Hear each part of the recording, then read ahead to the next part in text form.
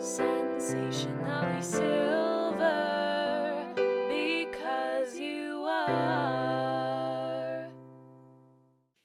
Welcome, everyone, to Sensationally Silver, A State of Mind, conversations with extraordinary, ordinary persons of age, people who are going to bring you information, inspiration, and validation. Join us.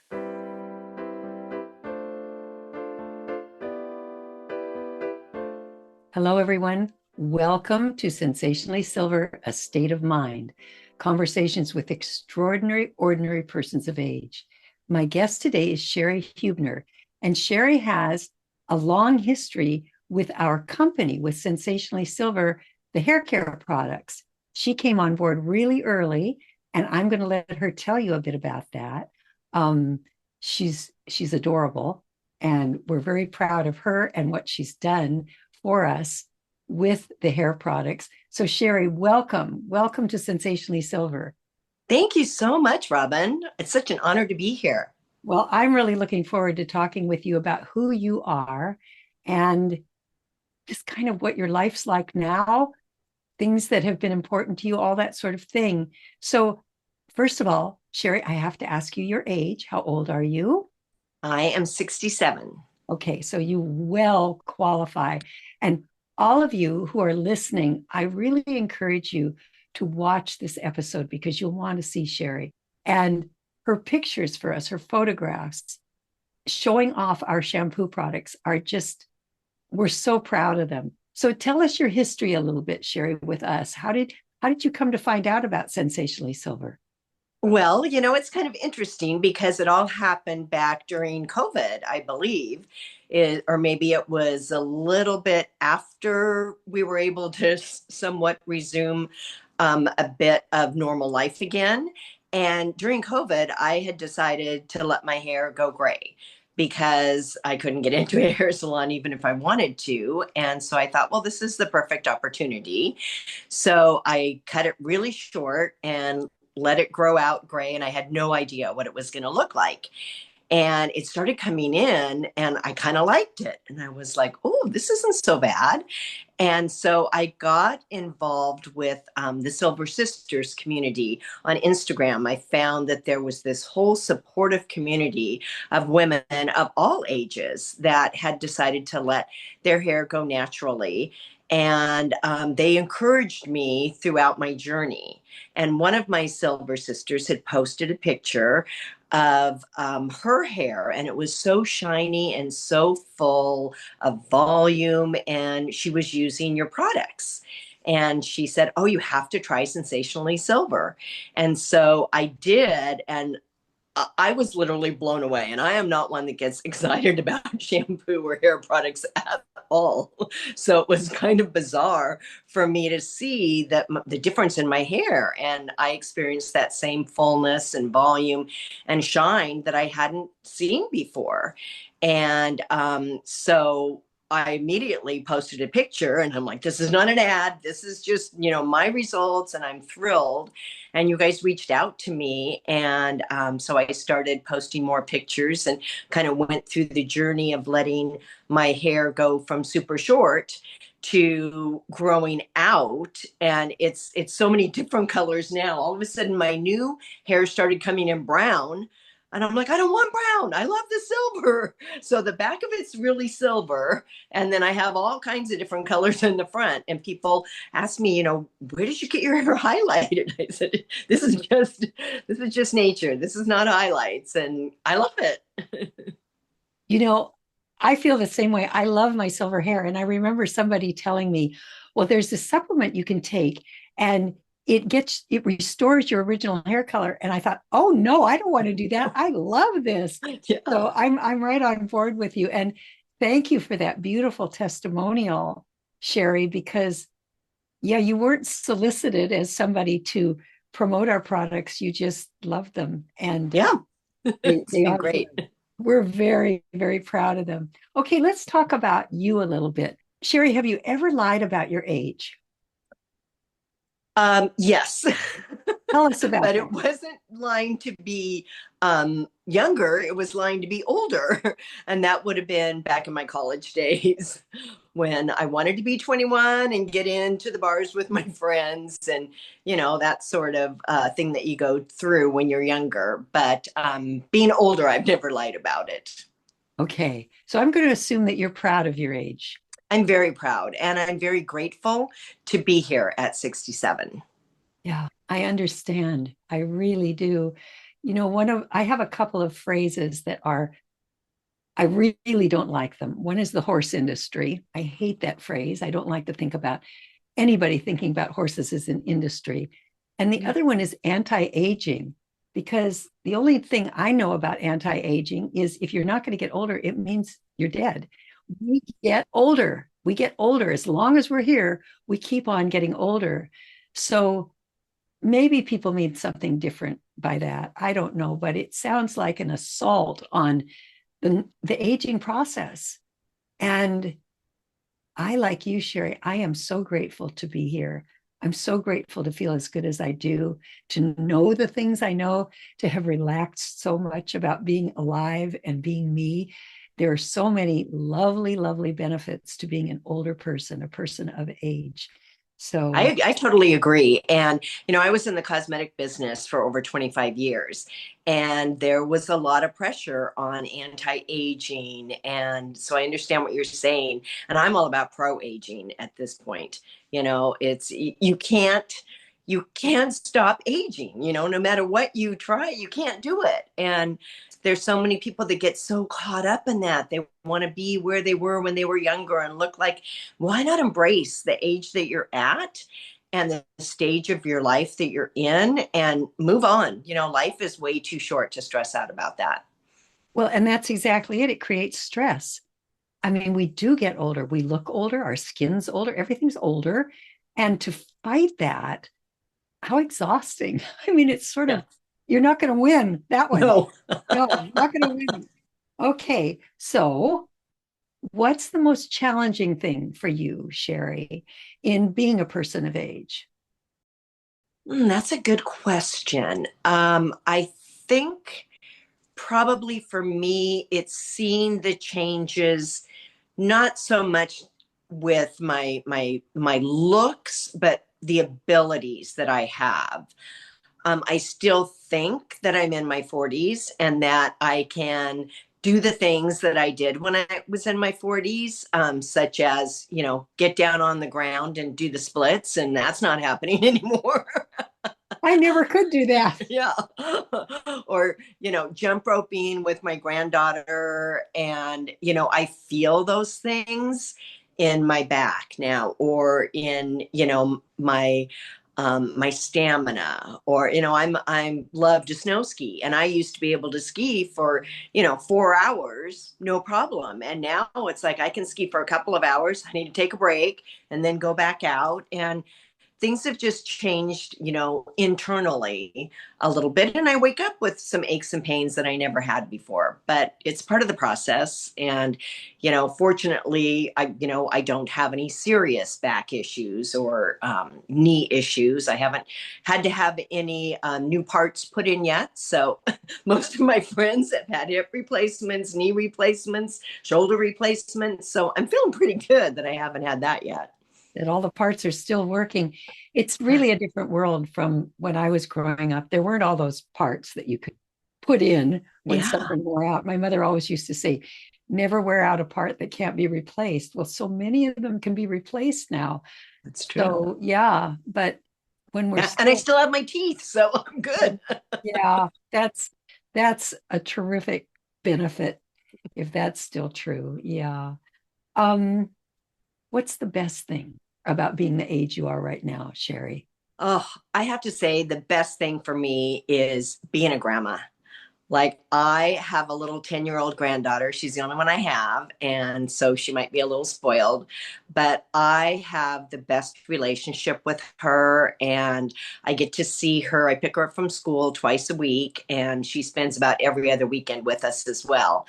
And she makes me feel needed again. I think you go through that process where your kids grow up and they move out of the house. And I had, an amazing career for so many years. And then, I changed that and became, a part-time dog walker and semi-retired. And you kind of feel like maybe you're not, as necessary as you were at one time. And with her, she just lights up when she sees me, and I do the same thing. And we have so much fun together. And she keeps me young at heart as well. So I had a great relationship with my grandma. So I that's something that I'm hoping that she will continue to have with me. And she just lights up my life. What's her name? Her name is Rose Faith. Oh, that's pretty. That's really She pretty. is. Yeah, they can be the special gift. We don't get that gift until we get older. Right. And I never expected. I'm like, oh, be a grandma? I don't know, but it's just been the best. Yeah. So, Sherri, have there been epiphanies in your life? Maybe tell us about one. Yeah, there have been several. And probably the biggest one was nearly 14 years ago. In fact, it'll be 14 years tomorrow that my husband suddenly passed away, my late husband. And he was only 55 at the time, so young. We'd been married for 30 years, 3 kids, and he had a stroke. And just that he'd been skiing on Tuesday, and had a stroke on Thursday. I mean, it was just kind of out of the blue.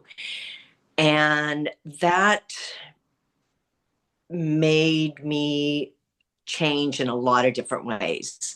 Um, it was devastating losing him for me and for my kids, and having to navigate how to deal with the grief um, for myself and for my kids was really difficult. And I wish I would have watched the episode where you were talking with the doctor about grief. And I'm sorry, I can't remember the name. I wished I would have seen that earlier, because even though it's been 14 years, that really helped me watching that and understanding grief a little bit better, because I didn't know what to do. And I was busy trying to comfort them and make sure they were okay. And I wasn't taking care of myself. And I just totally fell apart like 6 months later. And so I figured out how to get back on track, and with a lot of help. I wasn't afraid to ask for help. And since then, we've been good. My kids have had challenges, but we've been closer, throughout the challenges. And I was very fortunate 8 years ago to meet a gentleman who had been through the same kind of loss with his wife and understood that kind of grief. And we actually got married last month. So Congratulations. yeah, you're never too old. And so there's a light at the end of the tunnel. But that kind of threw me for a loop, and really changed my entire life and the way I look at things in life. I was always that one that was trying to please everybody and do everything perfectly. And my late husband was more laid back and just loved life to the fullest and lived it to the fullest. And after that, I realized life is so short. I got to quit being so uptight about these little things that really mean nothing in the big picture, and start enjoying life more, and start having more fun, and start being a little bit less disciplined, and trying new things, and not being afraid to step out of the box. So It was a gateway in many ways for you. It yes. opened doors. I think often with grief, as it goes on, people think they're failing because they're not over it. I shouldn't still feel so bad, or this shouldn't hit me like a wave the way it does when I'm driving down the street or whatever. All of a sudden, I'm just submerged in grief again.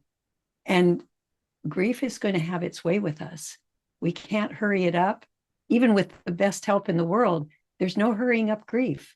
It's going to do what it's going to do. It's going to work on us the way it works on us, and teach us And it sounds like I think it's a silly phrase, but I'm going to use it. Your takeaway from losing your husband was really learning how to live your life at a very different level, not at so much high speed and high pressure as at a level of constant appreciation and gratitude.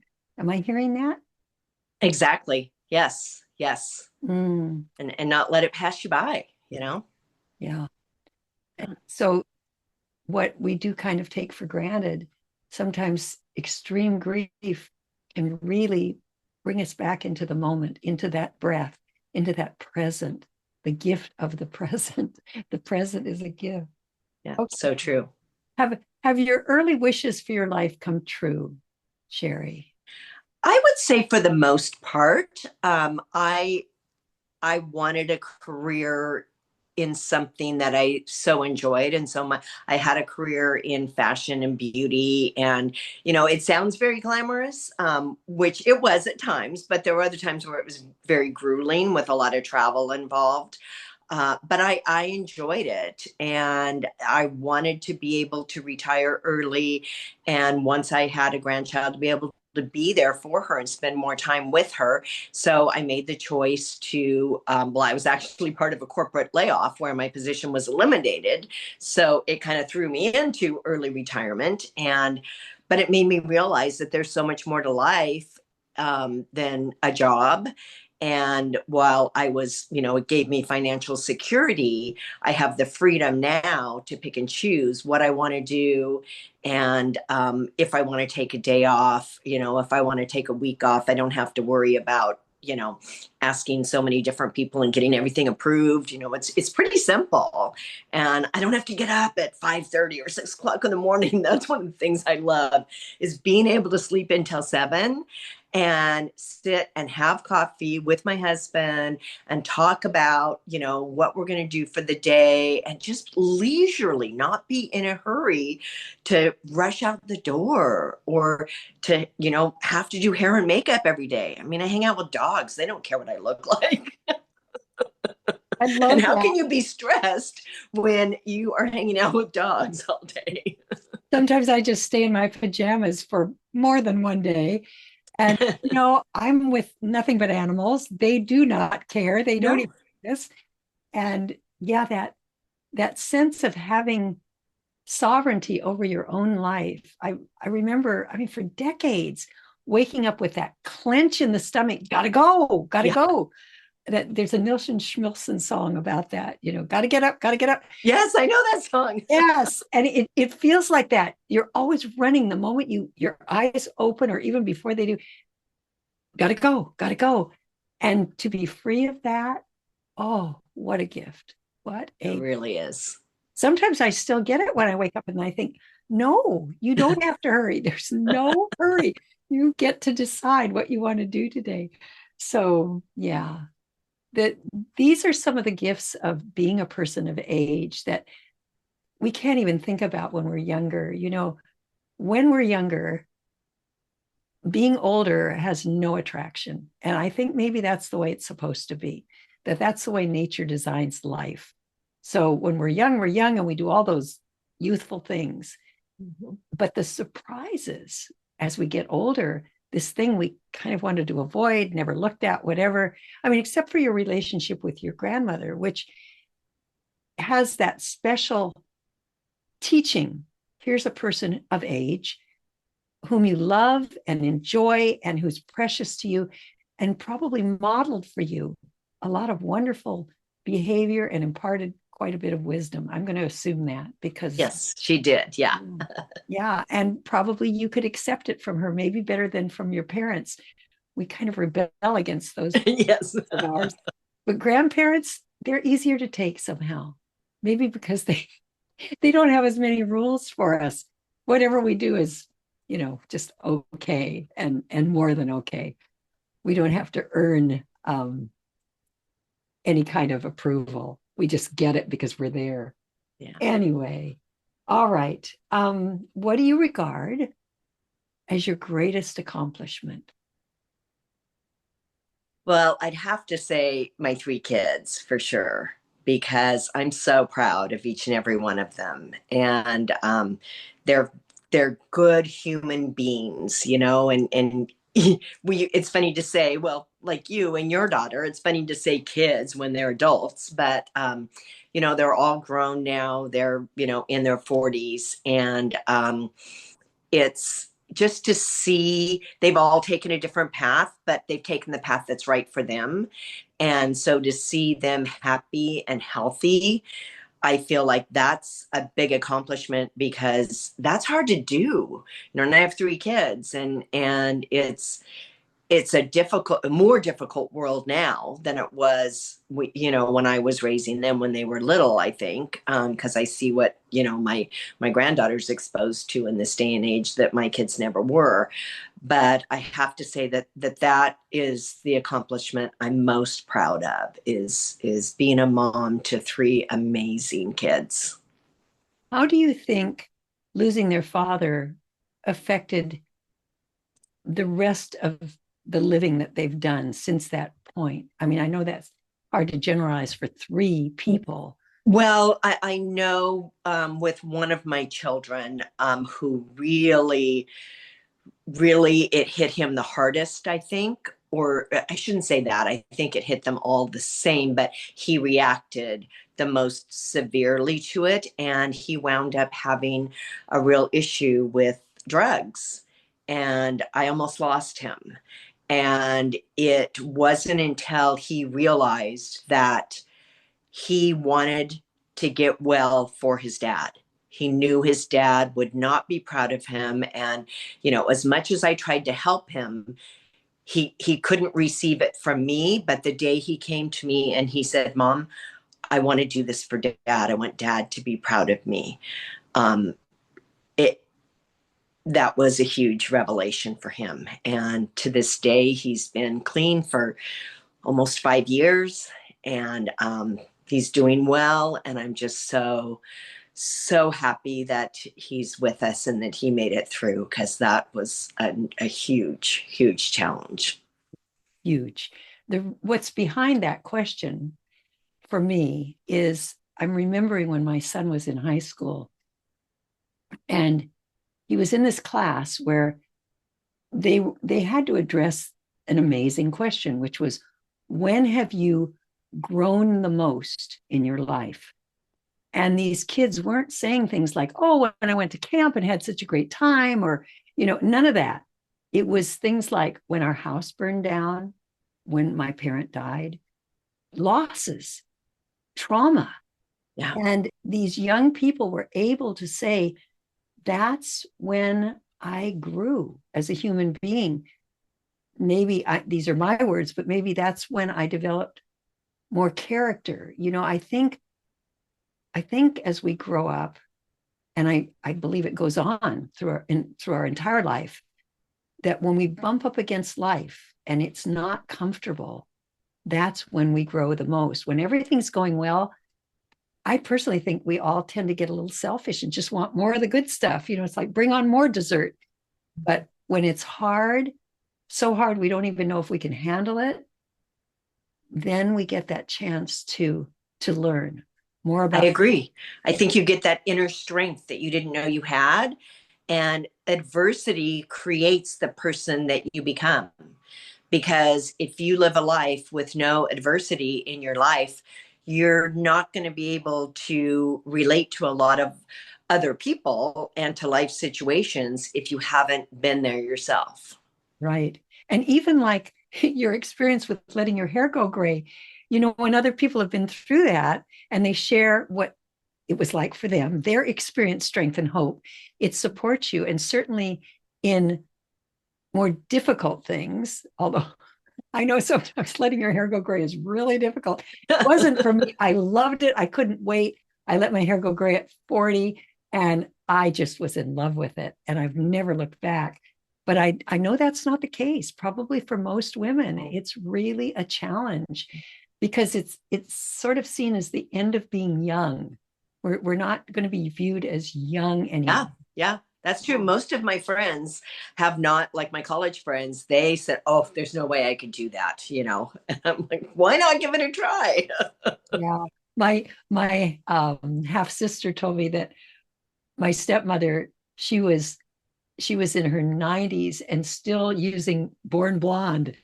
I mean, she was not going to give up, until she had no choice in the matter. So, and I understand that and I respect it. We get to choose. This is one of Yep. those things we get to decide.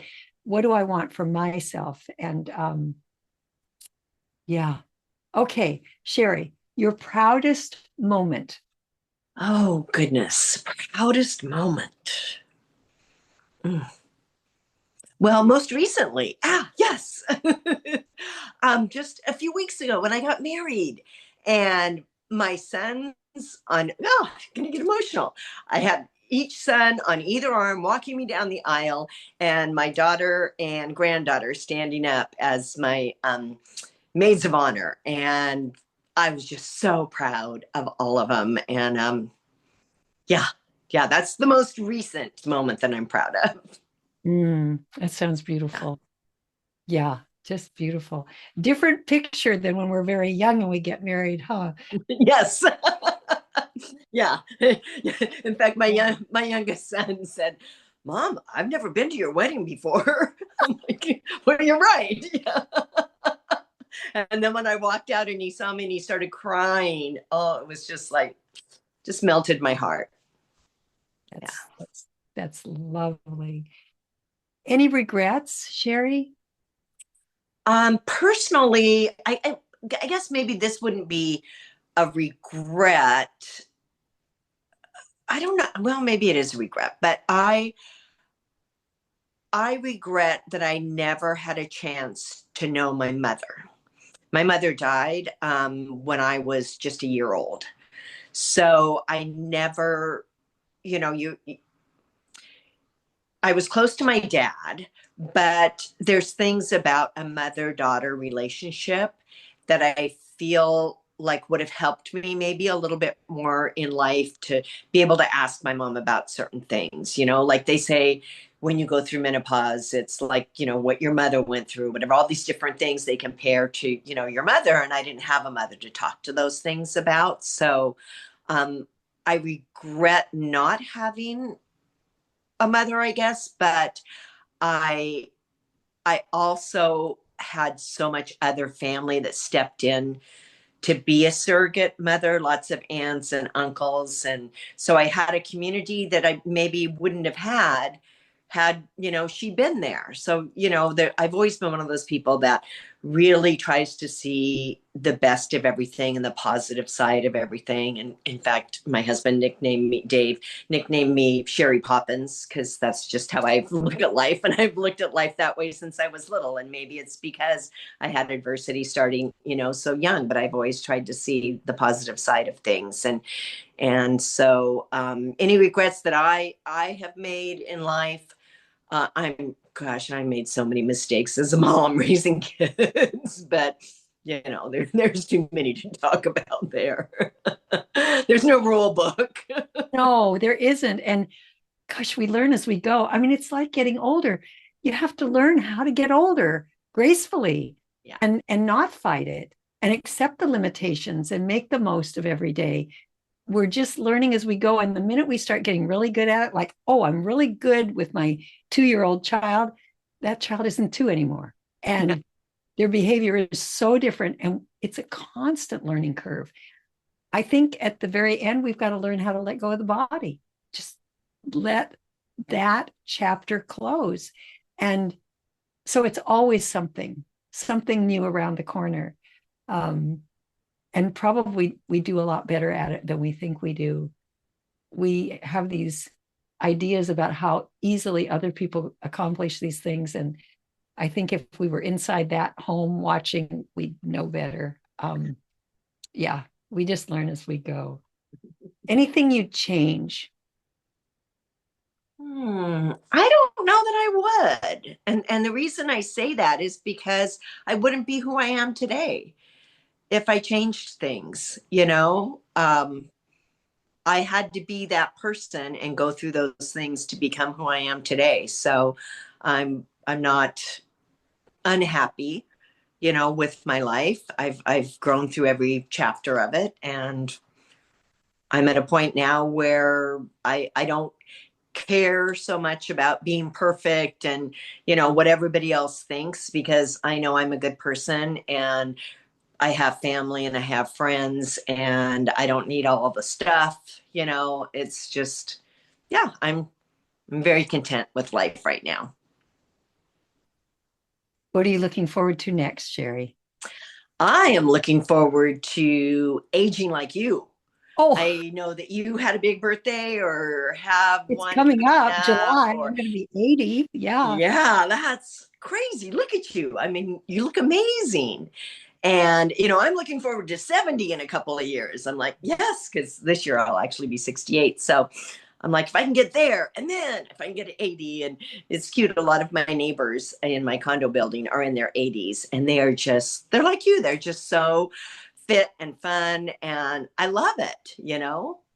They're an inspiration. 80 doesn't look like it used to, and neither does 70, and neither does 60. We've never been at this point, humanity hasn't, where we are so healthy and as resilient as we are as the years pile up. So we have a whole new thing in front of us, this life that lasts longer, and with its challenges, but also with all those doorways that open for us, the relaxation about being here, and the letting go of striving, and the letting go of accruing things. As Yeah, we get older, we want to shed them, not get more stuff. exactly. That's not what it's about. And nothing to prove anymore either. Nothing to Yeah, that's true. prove. All right, Sherri, we're gonna wrap it up. Okay. My last question to you is, what would you say to everyone else who's listening, who's watching? What's your message to all the rest of us? My message is to enjoy whatever stage of life you're in now. Don't think too much about the future or the past. Just live in the moment. Do what makes you happy. And as long as you're not hurting anybody, don't worry about what other people think. Just be you, be who you are. I love that. Thank you, Sherri, so much. And thank you to all of you for joining us today with Sherri Hubner on Sensationally Silver, A State of Mind. We'll see you next time. Sensationally Silver, A State of Mind is sponsored by Sensationally Silver, a complete hair care product line created especially for people with hair like ours, naturally gray and white hair. Sensationally Silver products can be found exclusively at sensationallysilver.com. Sensationally silver.